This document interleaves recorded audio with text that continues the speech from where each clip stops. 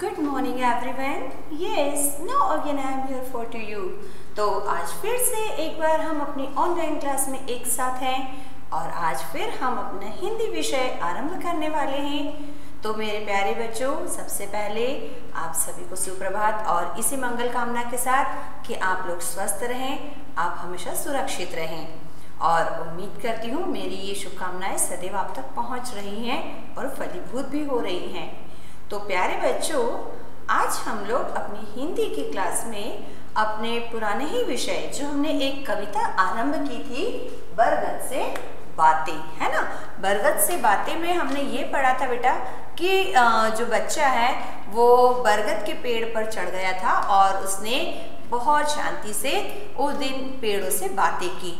बरगद दादा जो है उन्होंने बताया कि कैसे वो उस पूरे वृक्ष जगत जो है उसके दादा कहलाते हैं, उनके बेटे कौन कौन हैं, है ना। उन्होंने बताया था कि नींबू और बबूल, शीशम, आम, नीम, ये जो है सब आपस में भाई भाई हैं और कौन सा बेटा उनका बड़ा है, कौन सा छोटा वाला है। और फिर उन्होंने कहा था कि अशोक, करोंदा, ये सब भी वहीं साथ में थे और ताड़ का पेड़ सबसे ऊंचा है उनके साथ में लगा हुआ। और फिर उन सभी पेड़ों ने जो बरगद दादा हैं उनके साथ मिलकर उस बच्चे से शिकायत की थी मनुष्य के प्रति। बहुत दुखी होकर उन्होंने कहा था कि तुम जो मनुष्य हो, तुम क्या करते हो, दिन पर दिन हमारे साथ में शैतानी करते हो, चालाकी करते हो।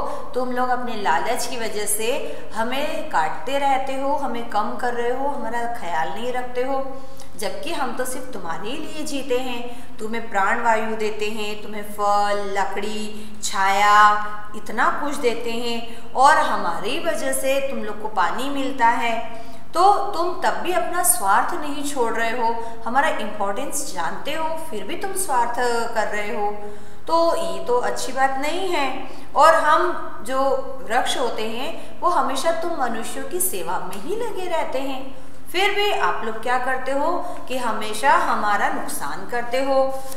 कभी तो तुम लोग हमें पीपल और आंवला के रूप में पूछते भी हो और कभी कभी तुम लोग सिर्फ क्या करते हो, अपने बारे में सोचते हो। और ये तो कम से कम सोचो, अगर हम धरती पर नहीं होंगे तो तुम्हारा जीवन भी तो संकट में आ जाएगा। तो इस तरह से उस दिन पेड़ों ने बहुत सारी बातें, अपनी तकलीफ जो है उस बच्चे को सुनाई ताकि वो जाकर दूसरे मनुष्यों को बता सके। और ये सुनकर उसको बहुत बुरा लगा कि हमारी वजह से कितने दुखी हैं ये पेड़ जगत।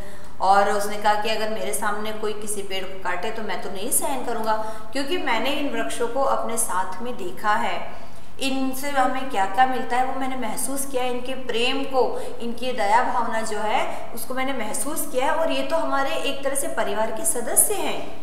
तो कोई हमारे परिवार के सदस्य को अगर तकलीफ देता है तो जिस प्रकार हमें उस कष्ट होता है वैसा ही कष्ट इन्हें जब हम तकलीफ देते हैं हमें महसूस होना चाहिए, वो दर्द भी हमें महसूस होना चाहिए।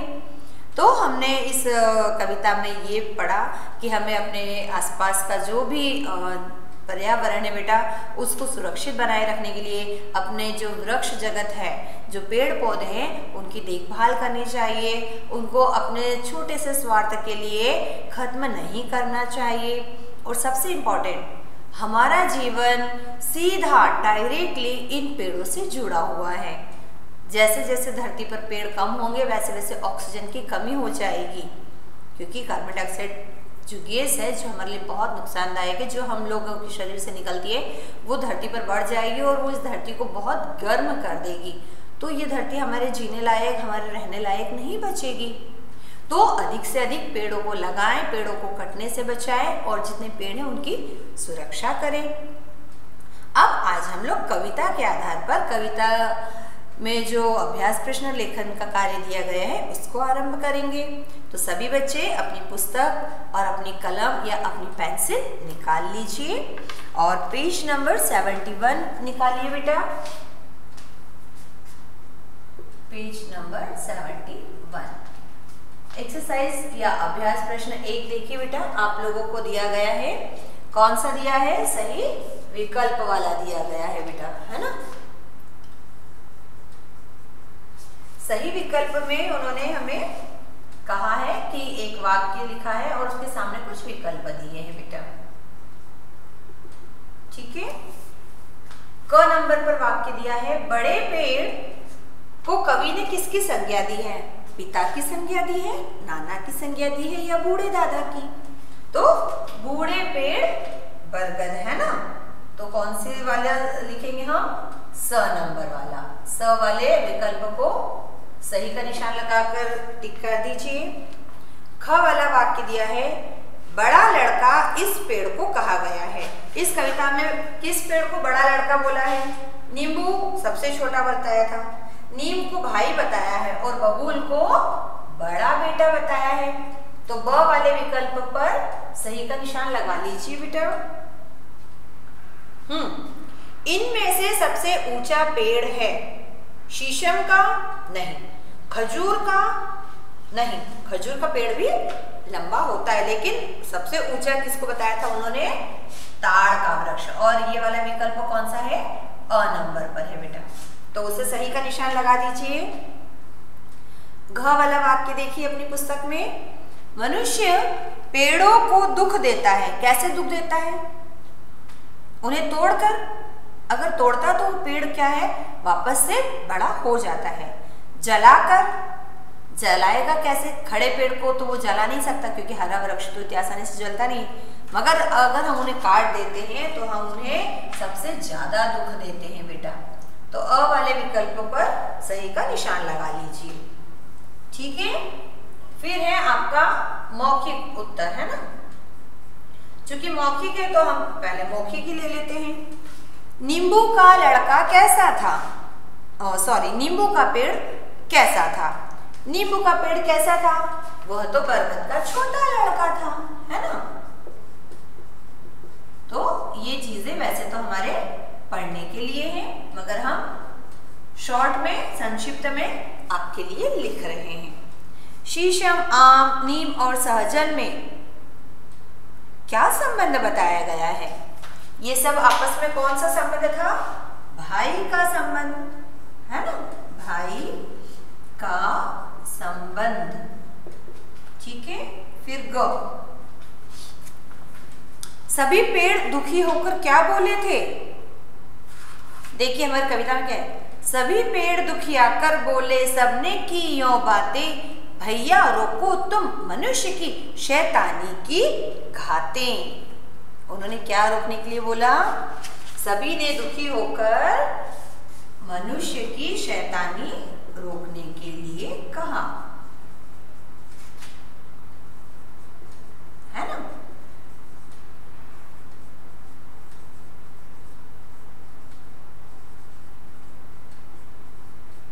क्योंकि संक्षिप्त में तो आप ऐसे ही जवाब देंगे हमें। ठीक है, फिर घ, धरती किससे शोभा पाती है? सिंपल, पेड़ों से शोभा पाती है ना। पेड़ों से। अंग वाला वाक्य,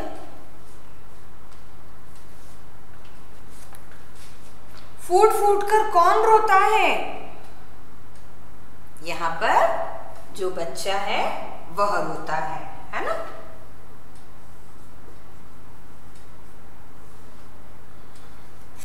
चलिए पेज पलटा लीजिए, पेज नंबर अभी हम 71 पर ही हैं।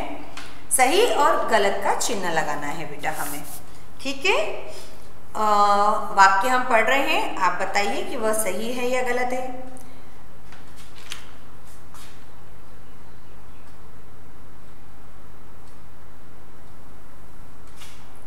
मनुष्य ने पेड़ों से ही जीवन पाया है।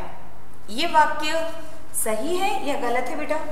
अगर सही है तो सही का चिन्ह, सही बात है ना। और अगर गलत है तो गलत का चिन्ह लगा दीजिए, कोई उसमें दो मत है नहीं। ख वाला वाक्य, पेड़ बारिश होने से रोकते हैं। यह वाक्य सही है क्या? नहीं, पेड़ तो बारिश को करवाते हैं। तो यह वाक्य कैसा है हमारा? गलत है, तो गलत का चिन्ह लगाइए। ठीक है, फिर ग, पेड़ ही धरती का सूनापन भरते हैं। सही। कई पेड़ों की पूजा भी की जाती है। सही बात है ना। वट सावित्री के दिन हम आम के वृक्ष की पूजा करते हैं, पीपल की पूजा की जाती है, आंवला की भी पूजा की जाती है। बहुत सारे वृक्ष हैं, केले के जो पौधे होते हैं उनकी भी पूजा की जाती है। अच्छा, अंग वाला, पेड़ों में भी जीवन होता है। जी हाँ, पेड़ों में जीवन होता है। च वाला वाक्य देखिए बेटा, पेड़ों के कटने से कोई हानि नहीं होती, बहुत ज्यादा हानि होती है, कितना कुछ हम खो देते हैं। तो यह वाक्य कैसा है? गलत है। इससे गलत का चिन्ह लगा लीजिए बेटा सभी।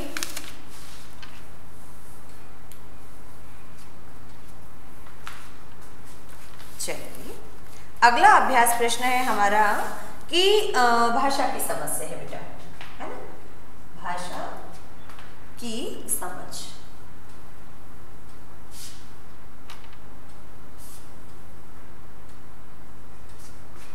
भाषा की समझ जैसे कि हमेशा हमने बताया है,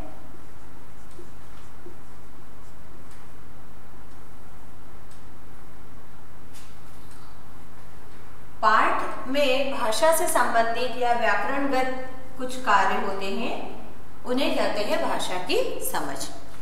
रंगीन शब्दों के उल्टे अर्थ लिखिए या उल्टे अर्थ देने वाले शब्द लिखिए। सीधा हमें विलोम शब्द लिखना है। हमें कुछ वाक्य दिए गए हैं, उन वाक्यों में बीच में कहीं पर कोई एक शब्द है जो रंगीन यानी कि नीले रंग से लिखा हुआ है। देखिए, आप सबके पास यदि पुस्तक है तो यहाँ पर इस प्रश्न में है ना, हमें उन नीले शब्दों को जस्ट क्या करना है? विलोम कर देना है। वह पेड़ के पास खड़ा था। इस वाक्य में पास वाला जो शब्द है बेटा, उसमें रंगीन है तो पास का विलोम क्या हो जाएगा? दूर। ठीक है। ख वाला वाक्य देखिए, एक पेड़ बहुत ऊंचा था। यह शब्द हमें कैसा दिया गया है? नीले रंग में दिया गया है बेटा। ऊंचा तो इसका विलोम जस्ट होता है नीचा। पास दूर, ऊंचा नीचा। ग वाला वाक्य देखिए बेटा, हमें अपने स्वार्थ के लिए पेड़ नहीं काटने चाहिए। अपने जो मेरे होते हैं और जो दूसरे होते हैं वो क्या होते हैं? पराये। सही है ना। अपने तो अपने होते हैं, पराये लोगों का क्या विश्वास? पराये मतलब अन्य लोग। हमें घ वाले वाक्य में देखिए, अधिक पेड़ लगाने चाहिए। अधिक का विलोम, अधिक मतलब इतना, तो उसका विलोम कैसा होगा? कम। ये हमने कम कर दिया। अंग वाला वाक्य, लड़का पेड़ के नजदीक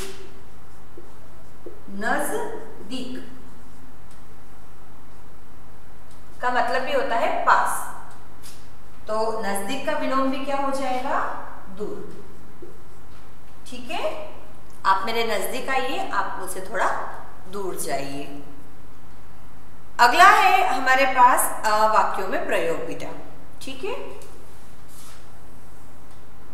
वाक्यों में प्रयोग, हमें कुछ शब्द दिए हैं, कुछ वाक्य हम बना रहे हैं, कुछ वाक्य आप बनाएंगे। क वाला वाक्य देखिए, मीठा शब्द दिया है, तो मीठा से बहुत साधारण, यह आम बहुत मीठा है। बहुत मीठा है ना। आप इसकी जगह कुछ और भी लिख सकते हैं। आज चाय बहुत मीठी हो गई है, या मुझे मीठा पसंद नहीं है। कोई सा भी वाक्य बना सकते हैं। वो बहुत मीठा बोलती है। मीठा मतलब सुनने में और खाने में दोनों में अगर वो अच्छा लगता है उसका टेस्ट। यहाँ पर मीठा से दो हो सकते हैं बेटा, शब्द भी अगर सुनने में अच्छे लगते हैं तो वो मीठा होता है ना, क्योंकि उसका बोलना बहुत मीठा है, कई बार हम ये भी कहते हैं। और मीठा एक वो जो टेस्ट वाला भी होता है हमारा, है ना, गुलाब जामुन मीठा होता है। तो आप यहाँ पर सिंपली इस अर्थ में इसे वाक्य में प्रयोग कर सकते हैं। फिर है खट्टा। यहाँ खट्टा मतलब टेस्ट। बोलना मीठा हो सकता है, बोलना खट्टा नहीं होता है, बोलना कड़वा भी होता है। ठीक है, खट्टा, यह खट्टा नींबू है या यह खट्टा दही है ना। या आप लिख सकते हैं मुझे खट्टा पसंद नहीं है। बहुत सारे बच्चों को खट्टा खाना पसंद नहीं होता है। अब आप कहेंगे मैम दही तो खट्टा होता है। नहीं, दही जब एक दिन से अधिक बासी हो जाता है ना तब उसमें खटास आती है बेटा, वरना जो आपका ताजा फ्रेश दही होता है ना वो फीका सा होता है, उसमें खटास नहीं होती, वो एकदम खट्टा नहीं लगता कि आपने मुंह में रखा और मुंह से सी निकल जाए, है ना। ठीक है, फिर लंबा। लंबा यहाँ पर हाइट से दिया है, वह लड़का बहुत लंबा है, मतलब लंबा तो है लेकिन बहुत लंबा है। या ताड़ का पेड़ लंबा होता है, सिंपल, है ना, ताड़ का पेड़ लंबा होता है। कितना लंबा होता है, गर्दन ऊपर करना पड़ती है उसे देखने के लिए, है ना। घ आपको शब्द दिया गया है बेटा बूढ़ा। सॉरी, हम बीच में हरा भूल गए हैं, तो हम पहले हरा को लेकर अपना वाक्य बना लेते हैं।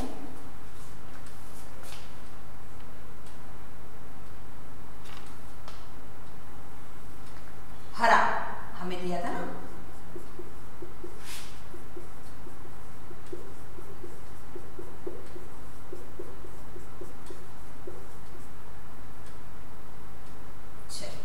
ग पर हमें शब्द दिया है हरा। हरा भरापन खो देते हैं, तो हम हरा से मतलब यहाँ पर सिर्फ एक रंग से नहीं लगाया बेटा, हरा मतलब हरियाली से लगाया गया है ना। तो हम ये भी कह सकते हैं हमारा प्रदेश हरा भरा है। प्रदेश मतलब हमारा जो स्थान है ना, हरा भरा है। हरा मतलब हरियाली और भरा मतलब हरियाली से भरा हुआ। अंग वाला वाक्य देखिए बेटा, शब्द दिया है बूढ़ा।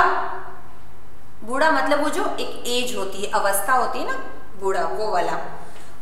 उसमें आप ये भी लिख सकते हैं मेरे आंगन में बूढ़ा बरगद का पेड़ है।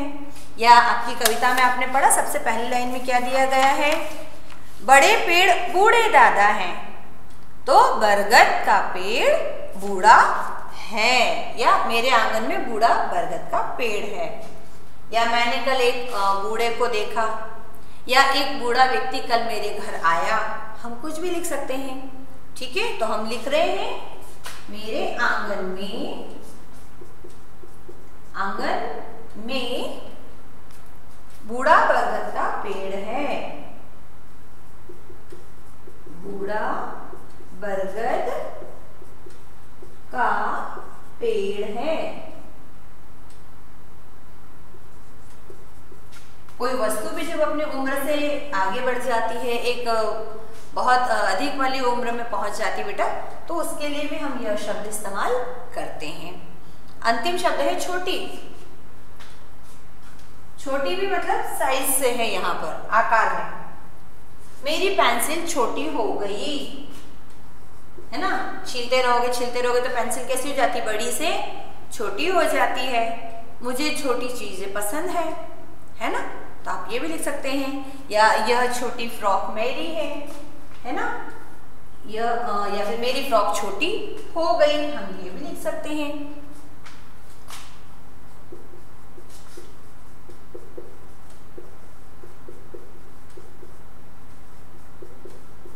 हम बढ़ते जाएंगे तो हमारे कपड़े तो छोटे होते ही जाएंगे ना। चलिए, इसके पश्चात हमें बेटा एक नया कार्य दिया गया है। देखिए बेटा, प्रविशेषण का।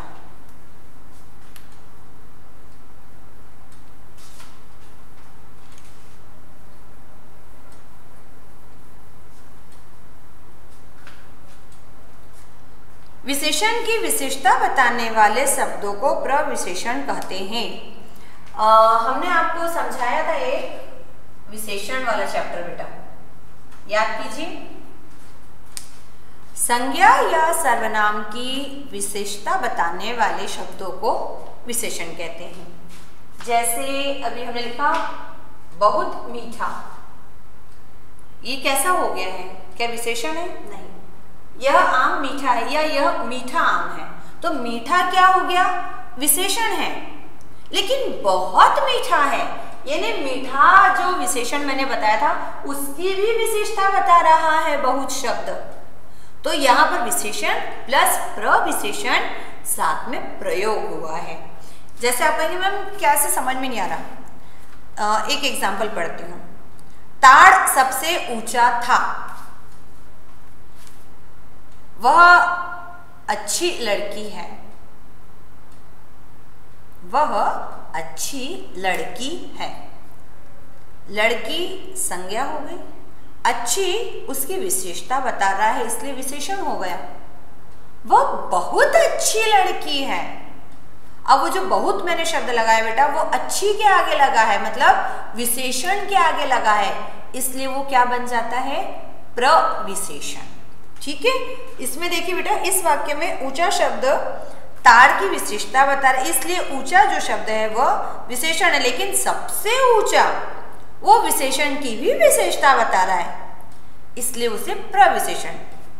इजी वे में जो शब्द संज्ञा सर्वनाम की विशेषता बताते हैं वो विशेषण होते हैं, और जो शब्द विशेषण की विशेषता बताते हैं, स्पेशल की भी स्पेशलिटी जो बताए, वे प्रविशेषण कहलाते हैं।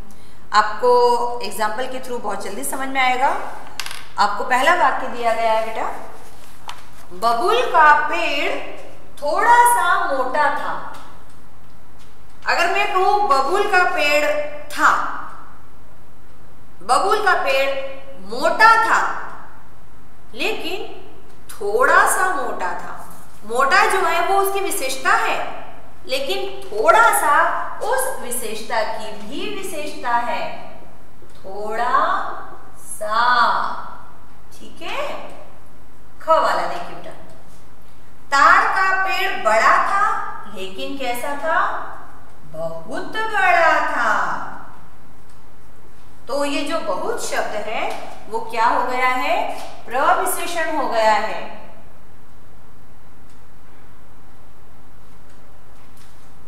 नींबू बहुत खट्टा होता है। नींबू खट्टा होता है, देखो इसमें आया है, लेकिन कैसा? बहुत खट्टा होता है। ठीक है, पेड़ों ने अच्छा बच्चा कभी नहीं देखा था। पेड़ों ने बच्चा कभी नहीं देखा था।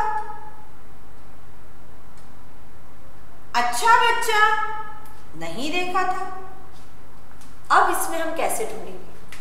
पेड़ों ने अच्छा बच्चा नहीं देखा था, कभी नहीं देखा था, तो कई बार ऐसा शब्द भी प्रविशेषण हो जाता है।